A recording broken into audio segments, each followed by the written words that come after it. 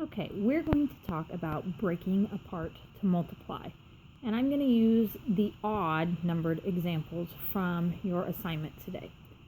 So let's look at number 1. It's 4 times 43. Now when we look at that, it can be a little intimidating because we're not sure how to multiply a single digit by a double digit very well. So we're going to start by breaking apart. Now remember, when I break apart the number 43, it's 2 digits. So that means I have a tens number plus a number in the ones. Now I know anything in the tens is going to end with a 0, so I go ahead and put that 0 in there. And now I just bring the numbers down.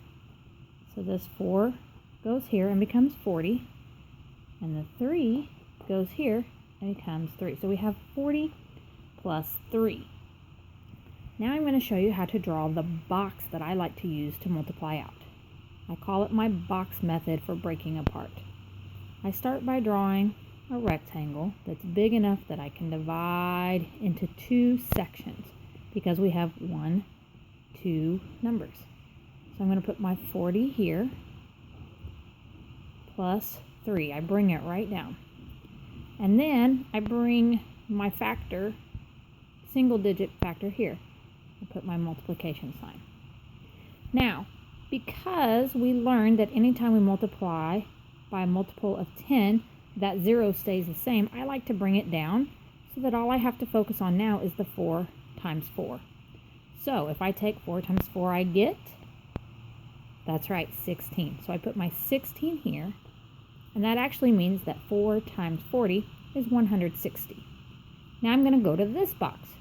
4 times 3 is, that's right, it's 12. So I'm going to write my 12. So we're almost done. Now I have the partial product, 160, and the partial product, 12. So I'm going to add them together. 160 plus 12. I've made this now a simpler problem that I can do in my head. I know that 160 plus 12 is 172. Therefore, I know that 4 times 43 equals 172. Now remember, if there's a section you didn't quite understand, you can stop and rewind, but I'm going to show you another example. So let's look at number 3 from your practice assignment. That problem is 5 times 13 equals. The 5 is already single digit, so I don't have to break anything apart there.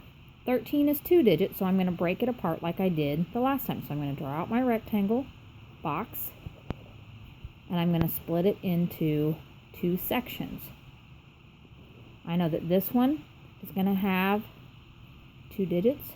This one will have 1. Because this is the tens, it's going to end in a 0. Now I bring this 1 here, the 3 here, so now I have 10 plus 3, which is the same as 13.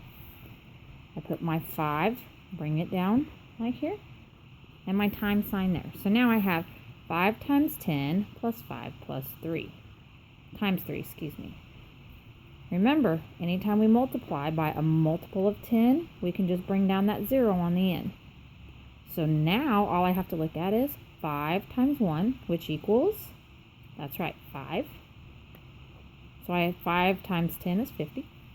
And then I come over here, 5 times 3 is 15. I now have 2 partial products, so I'm going to bring them down. 50 plus 15. Once again, I've now simplified this and made it something I can add quickly using mental math, and I know that 50 plus 15 is 65. So that means that 5 times 13 is 65. All right, we're going to do one more problem that actually is a 1 digit by a 3 digit. It's number 5 on your practice, and that problem is 4 times 334 equals. Now, when this was just a 2-digit number, I only had to have 2 boxes.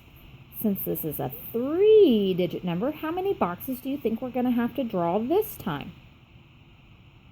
That's right, we have to draw 3. So I'm going to draw my original rectangle a little bit bigger.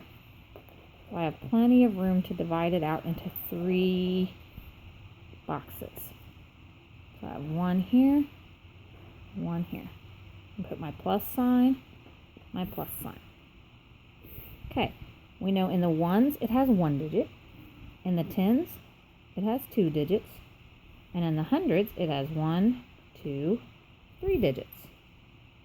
Now remember, we know the last digit in the 10 is a single 0. We know the last 2 digits in a hundreds is 2 zeros. I like to go ahead and bring them down because it becomes less confusing for me when I'm actually solving the problem. That way I only have to focus on a single digit by a single digit. So I bring my 3 out. This 3 comes here, and this 4 comes here. So I now have 300 plus 30 plus 4, which is the same as 334. I bring down this single digit here, so now I know what I'm multiplying. So I look at 4 times 3, and that equals, that's right, 12. We already did that once today, didn't we? So I have my 12 here, and then I've already brought down my 0, so I'm done with that box. Now I do 4 times, oh look, 3 again, so I really don't have to think about that. So 4 times 30 is 120. And then lastly, I go to the last box. 4 times 4 is, that's right, 16, because it's only 4 more than 4 times 3. Now I have 3 separate partial products.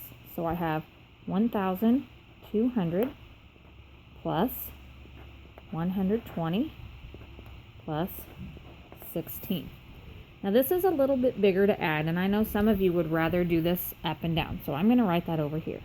1,200 plus 120. You see I'm making sure to line up my columns correctly, plus 16, and now we just have to add it all up. 0 plus 0 plus 6 is, that's right, it's 6. Then we have 0 plus 2 plus 1 is 3. 2 plus 1 is 3. And then we have 1, and we don't have anything to add it to, so it's a 1. So my answer is 1,336. So that tells you that 4 times 334 is 1,336. Okay, this is just one of the many ways we're going to learn to multiply a single digit by a 2, 3, or even 4-digit number. See if you can use this on your assignment today. Good luck. Let me know if you have any questions. Feel free to send me a message saying you have a question.